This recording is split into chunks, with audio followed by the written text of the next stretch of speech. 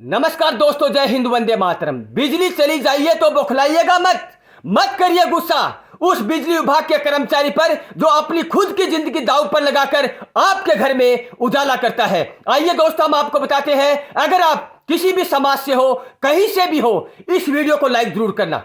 आसमान में जब घने बादल छाते हैं, तेज हवाएं चलती है और अचानक बारिश की मोटी मोटी बूंदें गिरने लगती है, तो इस मौसम का असर सिर्फ मौसम पर नहीं होता है। ऐसे समय में कुछ घरों की सांसें थम जाती है, दिलों की धड़कनें तेज हो जाती है। ये एक ऐसे परिवार है जिनका कोई ना कोई सदस्य बिजली विभाग में लाइनमैन या तकनीकी का कर्मचारी जरूर है। बारिश, आंधी या तूफान का कोई भी मतलब आम आदमी के लिए सिर्फ भीगना, ट्रैफिक जाम या बिजली गुल हो जाता है, लेकिन बिजली विभाग के कर्मचारी के परिवारों के लिए ये वो घड़ियां है जो बेचैनी लेकर आती है। ऐसे ही बिजली गुल हो जाती है या ट्रांसमीटर फूंकने की सूचना मिलती है, मोबाइल फोन बजने लगते हैं, विभागीय कंट्रोल रूम से फोन आना शुरू हो जाता है, लाइन खराब है, तुरंत पहुंचो। और इसके साथ ही घर बैठे परिजनों की चिंता का सिलसिला शुरू हो जाता है। जब फोन आने के बाद जब घर से निकलते हैं तो उनके बच्चों पर क्या गुजरती है, ये आप लोगों ने कभी नहीं सोचा है।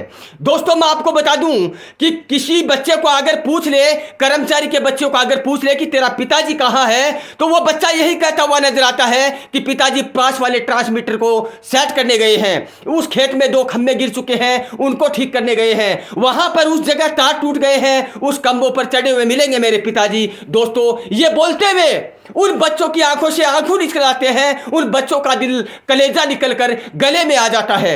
दोस्तों, मैं आप लोगों को बता दूं कि उनके माँ बाप की चिंता बहुत ज्यादा बढ़ जाती है, और यह चिंता अनावश्यक नहीं बल्कि हर वर्ष अपने यहाँ लाइनमैन ड्यूटी के दौरान करंट लगने से, ऊंचाई से गिरने से कहीं ना कहीं आप लोग सुनते होंगे कि बड़े से बड़ा हादसा होता हुआ हमें नजर आता है।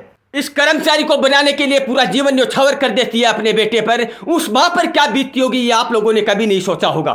दोस्तों, मैं आप लोगों को बता दूं कि उसकी मां का डर हर 5 मिनट में उसके कलेजे को छल्ली करता रहता है कि मेरा बेटा गया है, सही सलामत भगवान वापस भेज देना। जिस काम के लिए गया है, जिस दुनिया के लिए गाँव की बिजली गुल हो चुकी है, उस गुल को, बिजली को गाँव में उजाले करने के लिए मेरा बेटा गया है, और वो हर 5 मिनट बाद उसे फोन कर कर कर पूछती है कि बेटा क्या हाल है तेरा।